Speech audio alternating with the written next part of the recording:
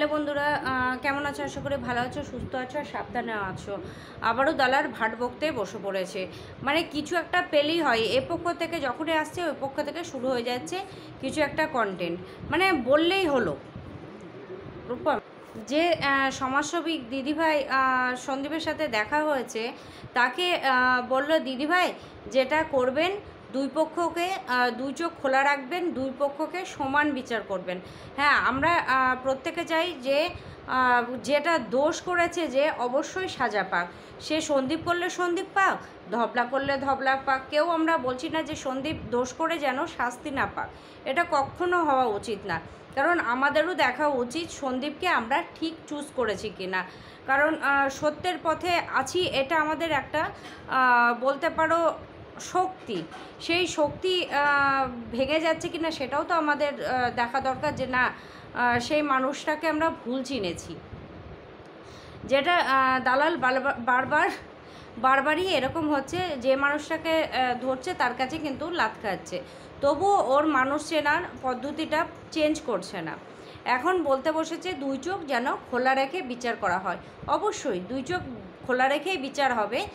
আর সেটা বলল যে কেন সন্দীপকে আর ধবলাকে ডেকে দুজনের কথা শোনা হলো না। ও আজকে জ্বালা লাগছে না, সন্দীপকে আর ধবলাকে কেন দুজনকে এক জায়গায় ডেকে শোনা হলো না। সেই সমাজসেবক দাদা যখন সমাজসেবকের কাছে প্রথম কিন্তু তোদের মালকিন গিয়েছিল, আগে কিন্তু সন্দীপ যায়নি, ধবলা গিয়েছিল প্রথম। সেই ধবলা কিন্তু যখন প্রথম যায় সেই সময় কি সেই সমাজসেবক দাদা দুজনকে বসিয়ে শুনেছিল কথা? না, একতরফাই শুনেছিল। তারপরে সে পারিপার্শ্বিক দিক থেকে বলো, এর দিক থেকে ওদিক থেকে চারিদিক দিয়ে খোঁজখবর নিয়ে দেখেছে না সন্দীপ ঠিক। সেই রকম আজকে এই দিদিকে বলা হচ্ছে যে কেন দুজনকে বসিয়ে শোনা হলো না। তোরা যখন দাদাকে ধরতে পেরেছিস, সন্দীপ দিদিকে ধরেছে, তাতে আপত্তি কোথায়? হ্যাঁ, বিচারটা যেন ঠিক হয় এটা বলতে পারিস, কিন্তু যে যখন যেটা হবে মানে একটা রাখবি যে না ওইদিকে তখন বলিসনি যখন, তাহলে এদিকেও বলা তোর দরকার ছিল না যে দুজনকে বসিয়ে কেন শোনা হলো না। দাদাই তখন শুনেনি, আজ 1 মাস আগে দিদির কেন শুনবে? দিদি খোঁজ খবর নেবে, শুনবে না তো, খোঁজ খবর নেবে। যেমন দাদা নিয়েছে তেমনই দিদি নেবে। তো এটা গেল 1 নম্বর। 2 নম্বর বলা হচ্ছে আজ যেহেতু ধবলা পরকীয়ায় যুক্ত, প্রত্যেককে পরকীয়া ট্যাগ দেওয়া হচ্ছে। তার শাশুড়িকে দেওয়া হলো প্রথম, সেটা গেল একটা ঝড়। তারপরে সন্দীপকে দেওয়া হলো, গ্রামের একটা মেয়ের সঙ্গে নাকি সন্দীপের সম্পর্ক আছে। আমি কি জানি না ওই মেয়েটার সঙ্গে সম্পর্ক আছে, নাম হচ্ছে শম্পা বলেছিল সেই সময়। আমার যত দূর মনে পড়ছে সেই মেয়েটির নাম শম্পা বলেছিল। তো সেটা গেল, সেটাতে তো কোনো হেলদোল হলো না, দেখলো না এই জায়গাটা ধপে টিকছে না, এটা বলে লাভ নেই। এইগুলো কিন্তু সব ধবলা দালালকে দিয়ে বলা করিয়েছে। যেমন একবার ফেসেছিল ব্যান্ডি, ওকে দিয়ে বলা করিয়েছিল, লাস্টে শোনা গেল সব ভাউতাবাদী কথা। তেমনই এবার আবার শুরু হয়েছে। তারপরে কি হলো, পরকীয়া লিপ্ত মাকে করলো, সন্দীপকে করলো, তাতে কিন্তু ক্ষান্ত হলো না। তারপরে এলো সীমাদি, তারপরে শুরু হলো সীমাদি এই সীমাদির সঙ্গে সন্দীপের এই আছে, সীমাদির সঙ্গে ওই আছে, সীমাদির সঙ্গে সবাই বসে উঠে ঘুরতে যায়, হোটেলে থাকে, হ্যান ত্যান সব হলো। তারপরে আজকে হচ্ছে মঙ্গলবারের ভিডিও, আমি বিকেলে করছি, বিকাল এখন কটা, যাই হোক বিকেলে করছি, সন্ধ্যা ঘড়িটা আমি দেখতে পাচ্ছি না এভাবে বসে। তা যাই হোক, তো সেখান থেকে বলা হলো না আমি ক্যালকুলেশনটা ভুল করেছিলাম, সন্দীপের সঙ্গে সীমাদির নেই।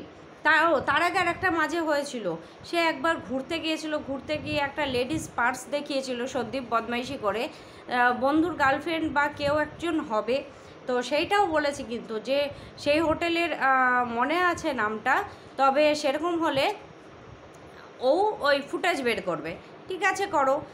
আর যাই হোক, সন্দীপ যে এরকম কখনো আমরা ভাবতেই পারি না বা হতে পারে না, এই বিশ্বাসটুকু বারবার আছে। বারবার ট্র্যাক লাগালেই হবে না, সেটা মজবুত করতে হবে। এরকম না যে ঝড়ে ভেঙে যায়। বারবার বলছো বারবার ভেঙে যাচ্ছে, বারবার করছো ঘর বারবার ভেঙে যাচ্ছে, এটা করা ঠিক না। তারপরে হলো তেমন তার মাকেও বলা হয়েছিল, শিলিগুড়ি কাকার যে কাকার বন্ধু এসেছিল তার সঙ্গেও নাকি সম্পর্ক আছে। সেটা গেল, মানে যাকে পাচ্ছে তাকে যখন সম্পর্ক জুড়ে দিচ্ছে, এদের কিন্তু কোনো প্রমাণপত্র নেই, শুধু জুড়ে দাও, শুধু জুড়ে দাও, আছে কি না আছে সেটা কিন্তু দেখা হচ্ছে না। আর সবথেকে বড় কথা হচ্ছে দালালের ভয়টা প্রচুর কম ভাই বলতে হবে। তার মানে শ্বশুরবাড়ির যে একটা অত্যাচার, মানে এই যে কোর্টে নোটিশ যাচ্ছে বলো, পাড়া থেকে বলছে বলো, ননদ বলছে বলো, যেটাই হোক পারিপার্শ্বিক থেকে যে একটা চাপ সৃষ্টি হচ্ছে সেইটা, দ্বিতীয়ত 2-3টে নোটিশ গেছে সেইটা, আবারও সে একই ভুল করছে, কিন্তু তাতেও ক্ষান্ত হচ্ছে না।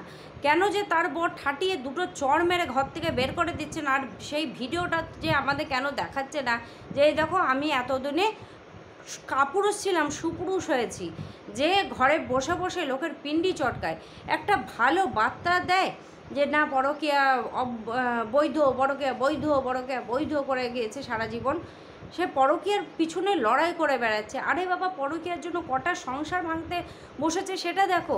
সোশ্যাল মিডিয়াতে সবাই শিক্ষা নিতে আসে, সবাই একটা জায়গা থেকে একটা জিনিস হয়, যে যেটা দেখে সে সেটা মেন্টালি ক্যাচ করে। সেই রকম হচ্ছে, তুমি একটা জিনিস দেখবে তুমি যার ব্লগ দেখবে সে কি মানে তোমরা যেটা ফলো করো সেটাই কিন্তু তোমাদের ভেতরে আসবে। ও এইভাবে গ্লাসে জল ঢালে, ও এইভাবে প্লেটে ভাত বাড়ে, প্লেটটা কিন্তু এভাবে সাজায়, তোমরাও কিন্তু এভাবে চেষ্টা করবে। প্রত্যেকের কিন্তু এটা হয়, বা কার হয় আমি জানি না, আমার হয় যে যার ব্লগ খুব ভালো লাগে, মন দিয়ে দেখি, সেই রকমভাবে জীবনযাপন করতে খুব ইচ্ছে করে, হোক আর না হোক। তার যদি খুব হাইফাই জীবনযাপন হয় তখন হয়তো করতে পারি না, তবু একটা মনের ভিতর সুপ্ত আক্ষেপ থাকে যে এইভাবে যদি আমার জীবনটা চলতো, বা যাদের জীবনের সঙ্গে আমাদের জীবনটা অনেকটাই ম্যাচ করে, তখন কিন্তু আমরা তাদের জীবনীটা ফলো করতে থাকি। বা যারা কোনো ড্রেস পোশাক পরে, এই কোন দোকান থেকে চুড়িদারটা নিয়েছো গো, সালোয়ারটা আমার খুব পছন্দ লাগছে, এটা কিন্তু আমাদের ভেতরে চলে আসে আস্তে আস্তে। সেই জন্য বলছি, এই সোশ্যাল মিডিয়াতে এই জন্য কয়জনের যে ঘর ভাঙছে সেটা কিন্তু অগুন্তি হয়ে যাচ্ছে। কিন্তু ও নাকি সবাইকে বলে সোশ্যাল মিডিয়াতে কাজ করে, সোশ্যাল মিডিয়াতে কুসংস্কার ছড়াচ্ছে, তো সেটা কেন করে? তাহলে সেই তো করে না, মানে নিজে যেটা করছে সেটা কোনো ভুলই হতে পারে না, কিন্তু অপরবাটি করলেই সেটা ভুল। যেমন হচ্ছে ওই যে বললাম যে দাদাকে ডেকেছিল, সেই সমাজসেবিক দাদাকে, তখন কিন্তু দুজনকে বসিয়ে কথা শুনেনি, কিন্তু একজনের কথা শুনেছে আর একজনের কাছে বিচার করেছে। এখন দিদির বেলায় বলে কি না, কেন ধবলাকে ডেকে দুইজনের কথা শোনা হলো না? কেন শুনবে দুইজনের কথা? একজনে ধরেছে একজনের কথাই শুনবে, আর দুসরাজনকে বিচার করবে, এরকমই হয়। তো যাই হোক, একটা মাখি না খুব জ্বালাচ্ছে মাছে, তো সেখান থেকে আরেকটা গেল। দ্বিতীয়ত এখন শুরু হয়েছে যে কোথায় ঘুরতে গিয়েছিল, সেই দুর্গাপুর ঘুরতে গেল যখন, দুর্গাপুরে নাকি গিয়ে একটা জিন্স আর টপ পরে একটা মেয়ে তা সন্দীপের সঙ্গে দেখা করতে এসেছিল, সে গাড়িতে বসে অনেকক্ষণ টাইম কাটিয়েছে। তারপরে তোমার একটা আরে ভুলে গেলাম, একটা শপিং মলে গিয়ে একটা কিছুক্ষণ টাইম কাটিয়েছে, আর একটা হচ্ছে কোথাও একটা গিয়ে, তোমরা শুনেছো জানো, কোথাও একটা গিয়ে টাইম কাটিয়েছে। এখন কি করেছে না করেছে সে কিন্তু জানে না, এটাই তার বক্তব্য। তো আমি বলি, সেইখানটায় যে তোমাকে ফুটেজগুলো দিয়েছে, তুমি বলছো যে আমি চাই না মেয়েটার সংসার ভেঙে যায়, সে যেহেতু তার হাজব্যান্ড আছে, তার বাচ্চা কাচ্চা আছে, গবলু বা কিছু হ্যান ত্যান যাই হোক বলছে। তো আমি বলি, এখন সব কিছু কিন্তু সন্দীপ যদি একটা কি বলবো, একটা দাও যদি কথা বলছি, একটা কাঁচি ছুরিও যদি তোমার ইউজ করে, তাতেও কিন্তু তোমার ইর আওতায় চলে আসবে। কেন তুমি ইউজ করছো? সেহেতু সন্দীপ পরকীয়া করছে আর তুমি বলছো যে পরকীয়া করছে, ফটো দেখাচ্ছ, করছো, তাহলে সেই মেয়েটাকে যাচাই করবে না?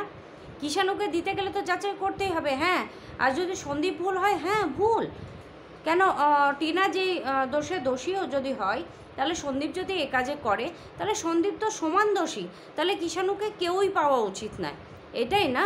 তো সে প্রশাসন তো মানে চারিদিকে খোঁজ খবর নেবে। তুমি যখন এই কথাটা বলছো, বাড়ির বউ মানে মান সম্মান চলে যাবে, মান সম্মান যাবে ঠিক আছে, কিন্তু সে যদি ভুল কাজ করে, বারবার বলছি, সন্দীপ যদি ভুল কাজ করে, সন্দীপের বিচার হওয়া দরকার। আর যদি ধবলা মানে যে এক কথায় ঠকাচ্ছে, 1 নম্বর সোশ্যাল মিডিয়াকে, 2 নম্বর বাচ্চাকে, 3 নম্বর হচ্ছে পুরো জগৎকে, তার অবশ্যই শাস্তি পাওয়া দরকার। সন্দীপ যদি করে থাকে এইসব কাজ, অবশ্যই এই ফুটেজটা নিয়ে দেখা হবে যে না এটা কোথাকার, কে, কোন মেয়ে, কি। সন্দীপ যদি টিনা যদি এই ভুলটা করে, কেন সন্দীপ এই ভুলটা করবে? ঠিক না? তাহলে তো সেও একই ভুল করলো। তাহলে কেন বলা হচ্ছে যে বউটার যেন না আসে? তো তোমরা এই কথাগুলো বিচার করো দালালের। আর হচ্ছে প্রত্যেকের জন্য, প্রশাসন বলো, জনগণ বলো, বা এই যে সমাজসেবক বলো, প্রত্যেকের জন্যই, সেহেতু প্রত্যেকেই অ্যাপিল করতে পারে তাদের কাছে, তারা দেখুক জিনিসটা। কারণ অনেক সময় কি হয় যে কোর্ট প্রশাসন যখন আওতায় চলে যায় না, অনেকটা সময় লেগে যায়। সেই সময়টা অনেকে চায় না, সবাই চায় যে না এইসব জঙ্গল যত তাড়াতাড়ি সাফ হয় তত ভালো, একটা মানুষের প্রতি তিক্ততা চলে আসে। সন্দীপের যেমন ধবলার প্রতি তিক্ততা এসেছে, ধবলার তেমন সন্দীপের প্রতি তিক্ততা এসেছে। সুতরাং যেটা হবে সেটা খুব তাড়াতাড়ি হয়ে যাওয়া ভালো। বাচ্চাটা যেখানে থাকবে খুব তাড়াতাড়ি বাচ্চাটা সেখানে যাওয়া ভালো। কারণ হচ্ছে বাচ্চাটা বড় হচ্ছে, বাচ্চাদের এখনই হচ্ছে মেন্টাল গ্রোথের সময়। এখন ওরা যেটা শিখবে সেটাই কিন্তু পরবর্তীতে মানে এখন ক্যাচ করবে ওর ভেতরে জিনিসগুলো। এখন সবাইকে চিনতে শিখবে, এখন সবাইকে জানতে শিখবে। সেহেতু একটা পরিবারে যেহেতু সে 3-3.5 বছর ধরো আছে একটা বাচ্চা, সেহেতু এখন যেটা দেখলো যে মা তো মাকে এখন হয়তো তার মনেও পড়ে না, সে আর বাবা, দাদা, ঠাম্মি বা তার বাড়ি, তার নিজের জিনিস, তার সব কিছু আবদার, এগুলো যেহেতু দেখলো, সেহেতু ও আর একটা জায়গায় মানে গিয়ে মানানো খুব কষ্ট হবে। বাচ্চাটার দিক দিয়েই বলছি যে যেটা হবে তোমরা ভালো করে বিচার করো। প্রশাসনকে মানে প্রশাসন হোক আর সেই সমাজসেবক দিকেই হোক, ঠিকঠাক বিচার করা যেন হয়, এটাই আমাদের সবার আবেদন, যে যেটা হবে সেটা যেন ঠিক হয়।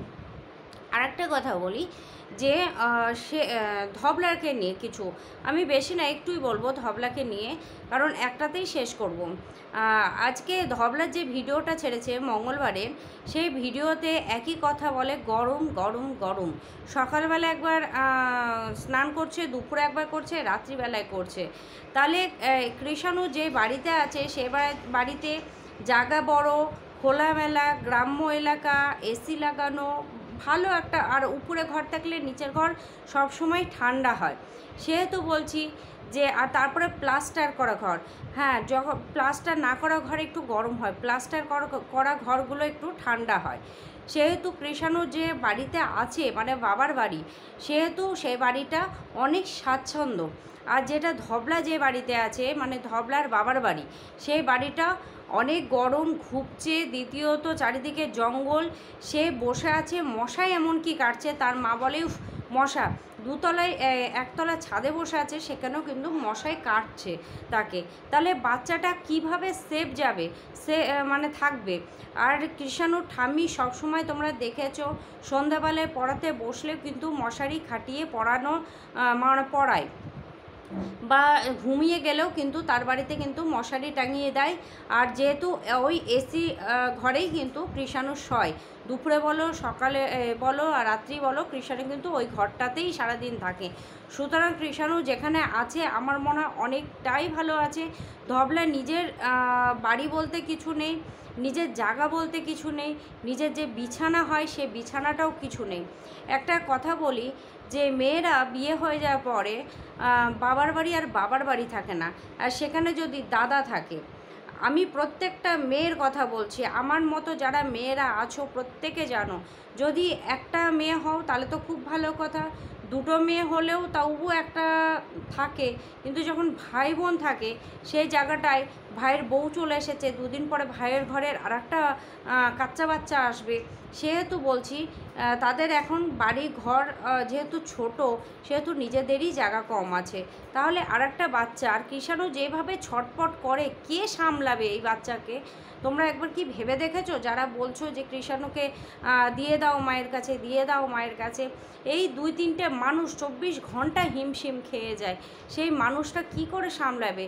মা ওয়ার্কআউট করছে, শর্ট ভিডিও করছে, তারপরে খেতে দেতে, ছাগল দেখাতে, 3 টাইম খেতে। আর এখনকার ভিডিওগুলো কি দেখেছো তোমরা? ধবলার যে একটা ভিডিও 2 দিন করে টানছে, তার দেখানোর কিছুই নেই। সুতরাং যেখানে আছে ভালো আছে, আর এটুকুই বলার। তো তোমরা যদি একই সহমত হও কথার সঙ্গে, তাহলে অবশ্যই একটা করে লাইক দিও। লাইকের আশাতে থাকি যে কথাটা সবাই সহমত করেছে। তো চলো, টাটা, বাই।